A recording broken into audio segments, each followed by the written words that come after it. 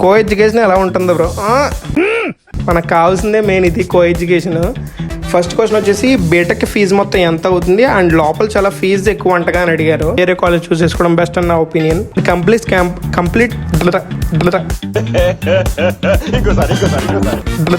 చేస్తుంది. టీచింగ్ ఎలా ఉంటుంది బ్రో, టీచర్స్ ఎలా బిహేవ్ చేస్తారు?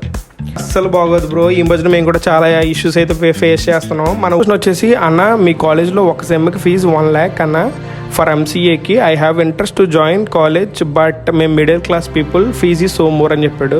Bro actually I appreciate you, నీకు కొంచెం ఇది ముందరే అర్థమైంది. కొంతమంది ఇది అర్థం చేసుకోకుండా ఇంట్లో వాళ్ళని ఇబ్బంది పెట్టి ఇక్కడ యూనివర్సిటీలో జాయిన్ అవుతూ ఉంటారు. ఇప్పుడు నేను నీకు చెప్పొచ్చు. సో ఇలా ఈ process, this is the process of admission. And coming to our doubts, మన వాళ్ళు కొన్ని డౌట్స్ అయితే అడిగారు, చాలా ఆసక్తికరమైన డౌట్స్. దానికి వెళ్తే ఫస్ట్ క్వశ్చన్ వచ్చేసి బీటెక్ ఫీజు మొత్తం ఎంత అవుతుంది అండ్ లోపల చాలా ఫీజు ఎక్కువ అంటగా అని అడిగారు. నాకు తెలిసి లోపల హాస్టల్ అనుకుంటా. అవును, బీటెక్కి కొంచెం ఫీజు ఎక్కువ ఇక్కడ. వితౌట్ కన్సెషన్ సెమిస్టర్కి వచ్చి 1,50,000 అవుతుంది. టోటల్గా 8 సెమిస్టర్స్ ఉంటాయి. దాన్ని బట్టి మీరు అయితే క్యాలిక్యులేట్ చేసుకోవచ్చు. 1,50,000 వితౌట్ కన్సెషన్. అండ్ ఇఫ్ మీరు ఏమైనా ఎక్స్ట్రా కోర్సెస్ కానీ సర్టిఫికేషన్ చేస్తే దానికైతే సపరేట్గా మళ్ళీ ఛార్జెస్ అయితే అవుతాయి. అంటే మనం మళ్ళీ విడిగా పే చేసుకోవాలి కాబట్టి అవన్నీ. ఇంకా లోపల హాస్టల్ గురించి అడిగితే, లోపల హాస్టల్కి బయట హాస్టల్కి ఇప్పుడు పెద్ద డిఫరెన్స్ అయితే లేదు. అరౌండ్ 20K నుంచి 10K డిఫరెన్స్ ఉంటుందేమో అంతే. బట్ ఫస్ట్ ఇయర్ అయితే ఈ ఇష్యూస్ అన్ని ఫేస్ చేయడం ఇవన్నీ ఎందుకు, హాయిగా లోపల ఉండమని అయితే నా సజెషను. ఎందుకంటే బయట ఉండి ఆ సెక్యూరిటీస్ ఫేస్ చేసి ఆ ట్రాన్స్పోర్టేషన్ వాళ్ళు ఇబ్బంది పడి ఇవన్నీ ఎందుకు, డైరెక్ట్ లోపల ఉంటే ఫస్ట్ ఇయర్ కొంచెం అలవాటు అవుద్ది. ఆ తర్వాత మనం స్లోగా బయటకి అయితే రావచ్చు. ఎందుకంటే నేను కూడా అలాగే చేశాను. సెకండ్ వన్ వచ్చేసి మీ రూమ్ టూర్ బ్రో అంట.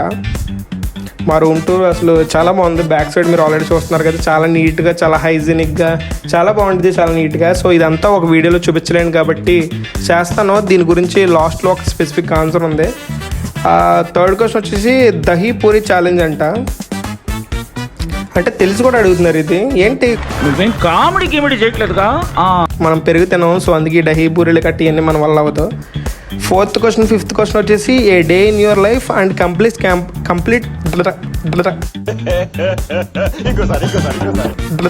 చేస్తుంది. ఫిఫ్త్ క్వశ్చన్ వచ్చేసి a day in your life and complete campus tour అంట. దీనికి కూడా లాస్ట్లో ఆన్సర్ ఉంది, సో లాస్ట్లో చెప్తాను. మనోడు ఎవరో గట్టిగా కొంచెం మంచి క్వశ్చన్లు అడిగాడు. హాస్టల్లో అవుటింగ్స్ ఎలా ఉంటాయి బ్రో, ఫస్ట్ ఇయర్ వాళ్ళకంట. మనోడు ఇంకా జాయిన్ అవ్వలేదు అప్పుడు. హాస్టల్ అవుటింగ్స్ అంట, ఆటగాడివే.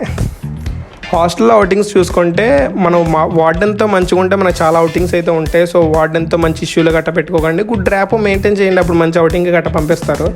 మనకి అవుటింగ్ ప్రాసెస్ ఎలా ఉంటుందంటే, డైరెక్ట్ మనం వెళ్ళి మన ఈఆర్పీలో అప్లై చేసుకోవచ్చు. అదైతే గర్ల్స్కి. బాయ్స్కి అయితే డైరెక్ట్ మనకి కింద అప్లై చేస్తే మనకు స్లిప్ అయితే ఇస్తారు.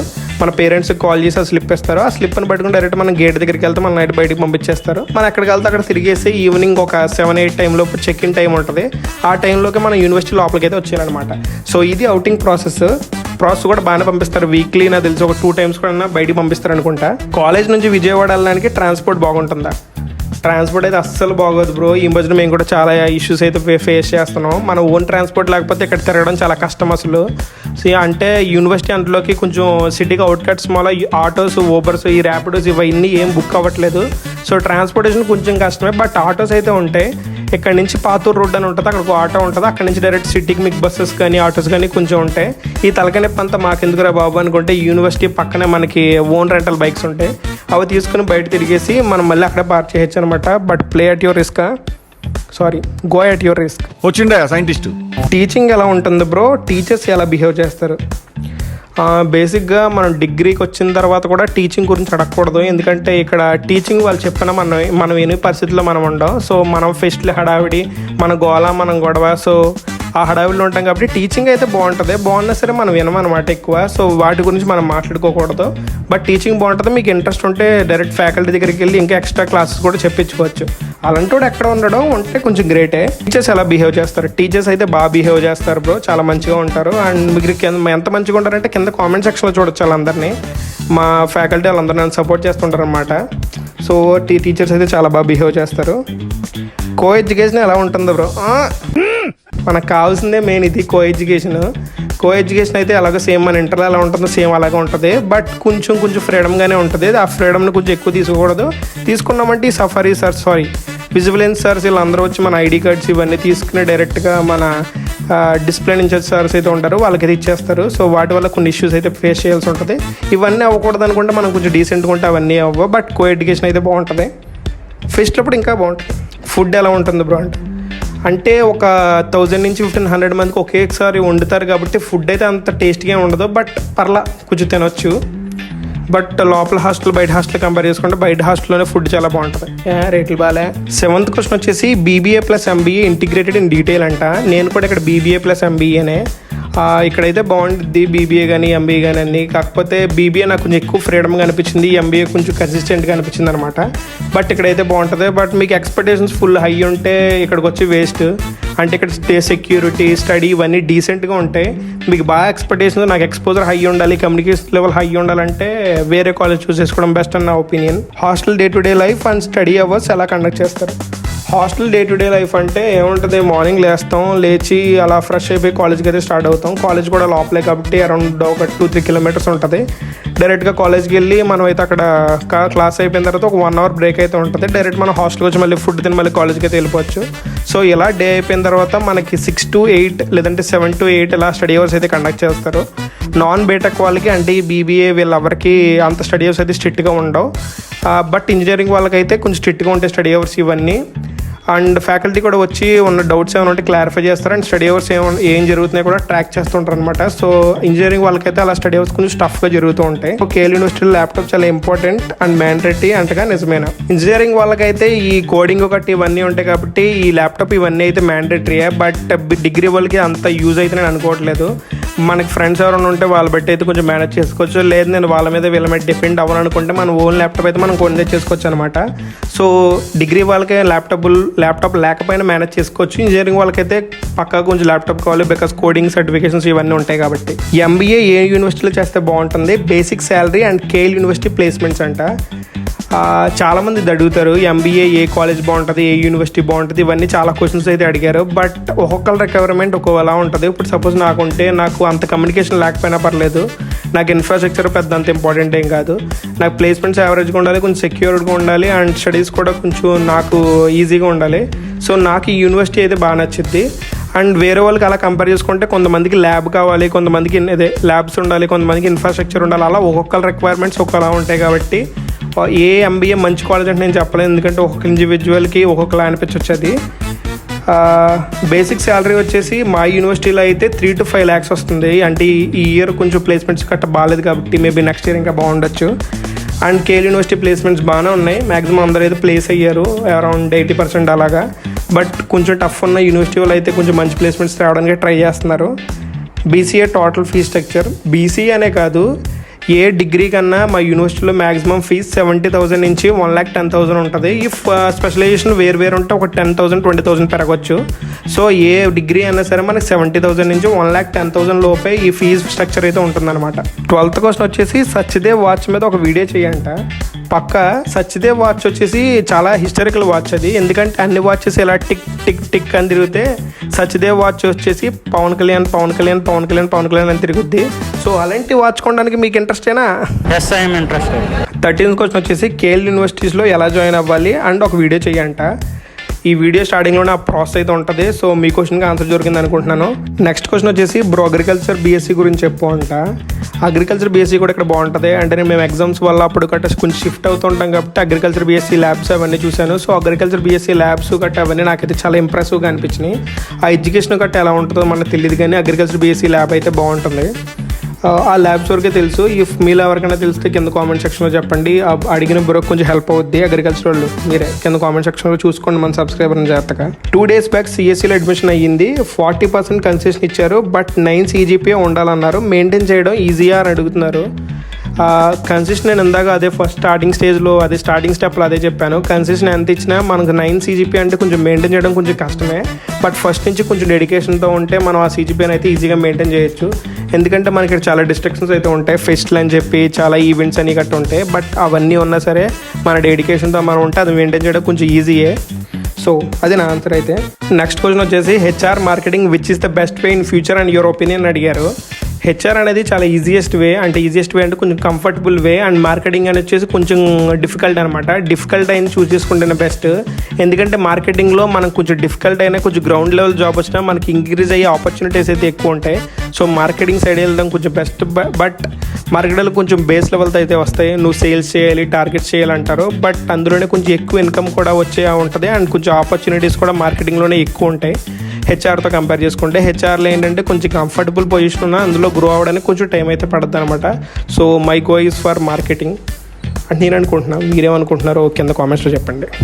మనోడు కొంచెం మంచి క్వశ్చన్ అడిగాడు. బీటెక్ చేసిన వాళ్ళు ఎంబీఏ చేయొచ్చా? ఎందుకంటే వాళ్ళు బీబీఏ చేయరు అండ్ ఆ రిలేటెడ్ సబ్జెక్ట్ నాలెడ్జ్ కూడా ఉండదు వాళ్ళకి. బట్ నాకు ఆ సబ్జెక్ట్ చేయడం అంటే ఇంట్రెస్ట్, అండ్ ఈజీగా ఉంటుందా టఫ్గా ఉంటుందా అని మనోడైతే అడిగాడు. మంచి క్వశ్చన్ యాక్చువల్గా. బీటెక్ చేసిన వాళ్ళు ఎంబీఏ చేయకూడదని ఎక్కడ ఉండదు, ఏముండదు. అండ్ ఆ సబ్జెక్ట్ రిలేటెడ్ నాలెడ్జ్ గురించి మాట్లాడుకుంటే, నేను ఒక ఎంపీసీ స్టూడెంట్ని అండ్ బీబీఏలో నాకు కొంచెం కామర్స్ స్టూడెంట్స్ సబ్జెక్ట్స్ అయితే తగిలినాయి, బట్ అది నేనైతే మేనేజ్ చేసుకోగలిగాను. సో అలాగే మనకి ఎంబీఏలోకి వచ్చిన తర్వాత కూడా మనకి డైరెక్ట్గా ఇన్డెప్త్ సబ్జెక్ట్స్ అయితే ఏమి ఉండవు, అన్ని బేస్ లెవెల్ నుంచే మొదలు పెడతారు. నాకు ఈ ఫైనల్ ఇయర్కి వచ్చిన నాకు ఇప్పటికీ అకౌంట్స్లో కొంచెం ఇష్యూస్ అయితే ఉంటాయి, బట్ మనం అయితే దాన్ని ఈజీగా మేనేజ్ చేసుకోవచ్చు. సో ఏ ఫీల్డ్ అన్నా, వాళ్ళు బీటెక్ అన్నా లేదంటే అగ్రికల్చర్ అన్నా ఎవరన్నా ఎంబీఏ చేయొచ్చు. ఎంబీఏ మనం ఈజీగా అయితే మేనేజ్ చేసుకోవచ్చు అనమాట. మార్క్స్ గట్టి ఇవన్నీ పెద్ద కష్టమైతే ఏం కాదు, ఈజీగానే మేనేజ్ చేసుకోవచ్చు. ఇప్పటికే వీడియోలు అంతా అయితే చాలా ఎక్కువైపోయింది. సో కొంచెం ఫాస్ట్గా రిప్లై చేద్దాం. అన్న ఎంబీఏకి బెస్ట్ కాలేజెస్ ప్రిఫర్ చేయన్న. కొంచెం ఆంధ్రప్రదేశ్లో ఆంధ్రప్రదేశ్లో కొంచెం బెస్ట్ కాలేజెస్ అంటే నాకు అంత కాలేజ్ గురించి ఐడియా లేదు, కొంచెం మా యూనివర్సిటీ ఐడియా ఉంది. సో తెలిసినట్ల గురించి అయితే చెప్తా, ఇలా అయితే ఏం చెప్తా. సో కొంచెం రీసెర్చ్ చేసి తెలుసుకుని నెక్స్ట్ వచ్చే వీడియోస్లో కానీ కింద కామెంట్ సెక్షన్లో కానీ అప్డేట్ చేస్తా వాటి గురించి. MBA logistics and supply chain management placements ఎలా జరుగుతున్నాయి? మాక్సిమం అన్ని డొమైన్స్కి అయితే సేమ్ టైప్ ఆఫ్ ప్లేస్మెంట్స్ అయితే వస్తున్నాయి. ఈ మధ్యలో కొంచెం ఫ్లిప్కార్ట్ గట్ట వచ్చి లాజిస్టిక్స్లోనే గట్ట తీసుకుంది. సో అన్ని డొమైన్స్కి ప్లేస్మెంట్ అయితే సేమ్ ఉన్నాయి. కంపెనీస్ ఒక 2-3 కంపెనీస్ కొంచెం డిఫరెంట్గా కొంచెం కొత్త వచ్చినాయి అంతే. బీబీఏ చేద్దాం అనుకుంటున్నాను నేను. మ్యాథ్స్లో వీక్ పర్లేదా? ల్యాప్టాప్ కంపల్సరీ అని అడిగారు. ల్యాప్టాప్ గురించి ఆల్రెడీ ప్రీవియస్ క్వశ్చన్స్లోనే అయితే మాట్లాడా. హోప్ మీకు అందులో ఆన్సర్ దొరికింది అనుకుంటున్నాను. ఇంకా మ్యాథ్స్ గురించి అయితే నేను కూడా మ్యాథ్స్లో చాలా వీకే, బట్ నాకు కూడా బీబీఏ 88% అయితే కంప్లీట్ అయింది. సో అక్కడ మీ ఆన్సర్ దొరకచ్చు. మ్యాథ్స్లో వీక్ అయినా సరే ఇక్కడైతే బాగానే బీబీఏ అయితే కంప్లీట్ చేసేయచ్చు. ఇంకా నెక్స్ట్ క్వశ్చన్ వచ్చేసి కేఎల్ బీటెక్ పరిస్థితి ఏంటి compare to VIT and Amaravati అంట. కంపేర్ టు ఆ యూనివర్సిటీస్ ఇది కూడా, ఈ యూనివర్సిటీ కూడా బాగుంటుంది. నాకైతే మంచి డీసెంట్గా అనిపించింది. బికాస్ నేనైతే అమరావతి గట్ట నేనైతే వెళ్ళి పర్సనల్గా అయితే చూడలేదు, బట్ టాక్ ప్రకారం అవెంతో ఇవి కూడా అంతే ఉంటాయి. సో కాకపోతే ఫీజు కొంచెం ఇక్కడే ఎక్కువ కంపేర్ టు దాట్. ఒక 20-30,000 ఇక్కడే ఎక్కువ అనుకుంటా. సో ఫీజు దగ్గర తప్ప మిగిలిన అన్నిటి దగ్గర రెండు అన్ని సమానమే, అన్ని ఈక్వలే. నెక్స్ట్ క్వశ్చన్ వచ్చేసి బ్రో పీబీ సిద్ధార్థలో బీబీఏ బిజినెస్ అనలిటిక్స్ చదివా, నెక్స్ట్ కేఎల్ యూనివర్సిటీ ఎంబీఏ చేద్దాం అనుకుంటున్నా. మంచిదే, బిజినెస్ అనలిటిక్స్ ఆల్రెడీ అవేర్నెస్ ఉండి చేద్దాం అనుకుంటే. బట్ మీకు కానీ అనలిటిక్స్ మీద కొంచెం హైగా కావాలి లేదంటే ఎక్స్పెక్టేషన్స్ ఎక్కువ ఉన్నాయంటే వేరే యూనివర్సిటీకి వెళ్ళండి. బికాజ్ ఇక్కడ మీరు అంటున్న ఫినాన్స్ ప్లస్ అనలిటిక్స్ ప్రోగ్రామ్ ఉన్నా సరే నాకు తెలిసి అది అంతంత మాత్రమే ఉంది, కొంచెం ఇంట్రడక్షన్ స్టేజ్లోనే, బట్ అంత గ్రేట్గా అయితే అదేం లేదు. అండ్ ప్లేస్మెంట్స్ అయితే మీరు బిజినెస్ అనలిటిక్స్ అంటారు కాబట్టి యూనివర్సిటీ సైడ్ నుంచి కాకుండా బయట నుంచి ట్రై చేసుకుంటే కొంచెం ఎక్కువ ఆపర్చునిటీస్ అండ్ ఎక్కువ ప్యాకేజెస్ వచ్చే ఛాన్స్ అయితే ఉంటుంది. యూనివర్సిటీలో అయితే కొంచెం తక్కువ ప్యాకేజెస్ వస్తుంది. నాకు తెలిసి అన్ని యూనివర్సిటీలోనే బిజినెస్ అనలిటిక్స్ అంటే స్టార్టింగ్ రేంజ్లోనే ఉంది. బట్ అదర్ ప్లేస్మెంట్స్ బయట నుంచి చూసుకుంటే ఆల్రెడీ మీరు డిగ్రీలో కూడా మీరు ఆ డొమైన్లో ఉన్నారంటారు కాబట్టి కొంచెం బయటికి వెళ్ళి చూసుకుంటే బాగుంటుంది. అండ్ 6 lakhs పెట్టి ఇక్కడ చేయడం వర్తేనా అంటే పర్లేదు, వర్తే. కేఎల్ యూనివర్సిటీలో 6 lakhs. సో మీ క్వశ్చన్కి అయితే ఆన్సర్ దొరికింది అనుకుంటున్నాను. ఇఫ్ మీలో ఎవరన్నా బిజినెస్ అనలిటిక్స్ చేద్దాం అనుకుంటే ఆ డొమైన్ గురించి పూర్తిగా తెలుసుకుని అప్పుడే దిగండి, బికాస్ అది చాలా లోతు ఉంటుంది, కొంచెం టఫ్గా కూడా ఉంటుంది. సో ఇది నా ఆన్సర్ అయితే. How was the university for the non Telugu student? I'm non AP and planning to join KL university for BTech. Please can you give me your honest review, should I join అని అడిగారు. Bro actually the university is good even to the non Telugu people also. Here we can able to find good number of non-Telugu people. They are studying very happily, and some of the people are thinking that as this university is located in the Telugu state, the first priority is given to the Telugu people only. That is so wrong. As a student, I observed in the many events and the other curricular activities also, the first importance is given to the non-Telugu people and international students only. So the opportunities and equality of importance will be same to the non-Telugu and Telugu people also. Coming to security standards, here we don't see any type of ragging culture because the every area is covered with the vigilance officers, so the safety areas also will be high. And my answer is that the Telugu people are far most better than other languages because they are very friendly, so they won't be the problem with the here people also. You can understand that. And coming to my honest review, if you have very high number of expectations on this university and placements, better choose other university or colleges. or if you want decent college, decent placements and good number of placement, you can consider this college. So this is my review and hope you got your next question వచ్చేసి అన్న మీ కాలేజ్లో ఒక సెమ్కి fees 1 lakh అన్న for ఎంసీఏకి I have interest to join college but మేము middle class people fees so more అని చెప్పాడు. Bro actually I appreciate you, నీకు కొంచెం ఇది ముందరే అర్థమైంది. కొంతమంది ఇది అర్థం చేసుకోకుండా ఇంట్లో వాళ్ళని ఇబ్బంది పెట్టి ఇక్కడ యూనివర్సిటీలో జాయిన్ అవుతూ ఉంటారు. ఇప్పుడు నేను నీకు చెప్పొచ్చు బ్రో కొన్ని స్టెప్స్ని ఫాలో అవ్వడం వల్ల ఈ ఫీజు తగ్గిపోద్ది, ఒక 20-30,000 తగ్గిపోద్ది అని చెప్పి నువ్వు ఆ 20-30,000 తగ్గించుకుని ఇక్కడ జాయిన్ అయినా సరే ఇక్కడ ఏదో పాయింట్ నీకు ఫీజు అయితే మళ్ళీ పెంచుతారు. ఏ సర్టిఫికేషన్స్లోనూ అలా 10-20,000 పెరుగుద్ది. సో నేను చెప్పేది ఏంటంటే నువ్వు ఎక్కడ చేసినా హార్ట్ఫుల్గా చెయ్యి, అది చిన్న కాలేజ్ అయినా సరే, బికాస్ అక్కడికి ఇక్కడికి పెద్ద తేడా అయితే ఏముండదు, కొన్ని ఫెసిలిటీస్ తేడా ఉంటాయి అంతే. అండ్ మార్కెట్ ఇప్పుడు చాలా ఓపెన్లో ఉంది. నువ్వు ఏ కాలేజ్లో చేసినా ఏ యూనివర్సిటీలో చేసినా వాళ్ళైతే ఏం పట్టించుకోరు. నీకు స్కిల్ ఎంత ఉంది, నువ్వు ఎంత పర్ఫెక్ట్గా ఉన్నావని అయితే వాళ్ళైతే చూస్తారు. సో ఎక్కడ చదువుకున్నా హార్ట్ఫుల్గా చదువుకో, ఎక్కడ రాలేదని అయితే ఏం ఫీల్ అవ్వకో. All the best for your career. నువ్వు ఏదైతే ఇప్పుడు ఈ ఫీ స్ట్రక్చర్ని చూసి ఆగిపోతున్నావో ఫ్యూచర్లో నీకు జాబ్ వచ్చిన తర్వాత ఆ ఫీ స్ట్రక్చర్ని చూసి నువ్వు ఇంకా ఏ పనికి ఆగకూడదు, అలా ఉండాలి నువ్వు చేసేది. So all the very best. So ఇది కంప్లీట్గా మన Q&A వీడియో అయితే మ్యాక్సిమం అన్ని క్వశ్చన్కి ఆన్సర్ చేశాను అనుకుంటున్నాను. ఈ ఫేక్ క్వశ్చన్స్ అన్న మిస్ చేసి ఉందే కింద కామెంట్ సెక్షన్లో చెప్పండి. నెక్స్ట్ వచ్చే వీడియోస్లో వాటి గురించి అయితే మాట్లాడుకుందాం. అండ్ కమింగ్ టు మన ఛానల్ అప్డేట్ గురించి ఆల్రెడీ మనం ప్రాసెస్ అయితే స్టార్ట్ చేసాం. ఏ ఫ్యాక్టర్స్ని కన్సిడర్ చేయాలి అండ్ ఈ వీడియోలో కాలేజ్లో ఎలా జాయిన్ అవ్వాలన్న ప్రాసెస్ అయితే చూసాం కదా. నెక్స్ట్ వచ్చే వీడియోస్లో ఎగ్జామ్ ప్యాటర్న్స్ కానీ ఏ కోర్సెస్ని ఎక్కువ కన్సిడర్ చేయాలి, లేదంటే ఏ ప్లేస్మెంట్స్ ప్రాసెస్ ఎలా ఉంటుంది, ఇవన్నీ ఒక వీడియో చేద్దాం అనుకుంటున్నా. అండ్ కొంచెం మన కాస్ట్ ఎఫెక్టివ్గా మనకి దగ్గరలో ఉన్న హాస్టల్స్ని కానీ రూమ్స్ని కానీ చూపిస్తూ ఒక వీడియో, స్టూడెంట్స్ అందరితో ఇంటరాక్ట్ అవుతూ ఒక క్యాంపస్ టూర్, ఇవన్నీ చేద్దామని ఉంది. అండ్ అల్టిమేట్గా నేను చేద్దాం అనుకుంటున్నది ఏంటంటే ఈ దగ్గరలో ఉన్న SRM, విట్ ఇవన్నీ యూనివర్సిటీస్కి వెళ్ళి ఆ యూనివర్సిటీస్లో కానీ ప్లేస్మెంట్స్ ఎలా ఉన్నాయి, స్టూడెంట్స్ ఎలా ఉన్నారు, ఎలా ఇంటరాక్ట్ అవుతున్నారు, వాళ్ళందరితోనే మాట్లాడి ఆ ప్లేస్మెంట్స్ గట్టా నిజంగా బాగున్నాయో లేవో ఇవన్నీ కలిపి ఒక వీడియో చేద్దామని ఉంది. బట్ ఇవన్నీ కొంచెం పెద్ద టాపిక్స్ కాబట్టి మీ సపోర్ట్ దానికి చాలా అయితే కావాలి. ఎక్కడి వరకు మీరు ఈ వీడియోని చూసారంటే మీకు చాలా నచ్చే ఉంటుంది కాబట్టి నెక్స్ట్ వచ్చే వీడియోస్ కూడా అలాగే సపోర్ట్ చేస్తారనుకుంటున్నాను. అండ్ హోప్ఫుల్లీ ఈ వీడియోకి ఒక 150 నుంచి 200 లైక్స్ అండ్ 50 కామెంట్స్, ఇదైతే చాలా తక్కువ. ఇవి వస్తే మాత్రం నెక్స్ట్ వచ్చి నేను అనుకున్న ప్యాటర్న్ అయితే అలా కంటిన్యూ చేస్తూ వీడియోస్ అయితే చేస్తూ ఉంటా, మీ ముందుకు వస్తూ ఉంటా. సో ఇది మన వీడియో అయితే. అండ్ ఫైనలీ నేను మిమ్మల్ని అడిగేది ఏంటంటే ఇలా ఈ ప్యాటర్న్ వీడియోస్ చేయడానికి మీరంతా నాతో సిద్ధమేనా? That's it for now. See in the next video. Thanks for watching. Bye bye. Now ఇప్పటికి చాలా లెంత్ అయిపోయింది మన ఛానల్లో, ఇదే నాకు తెలుసు అనుకుంటా లెంతియెస్ట్ వీడియో. సర్లే ఉంటా మరి, బాయ్ బాయ్.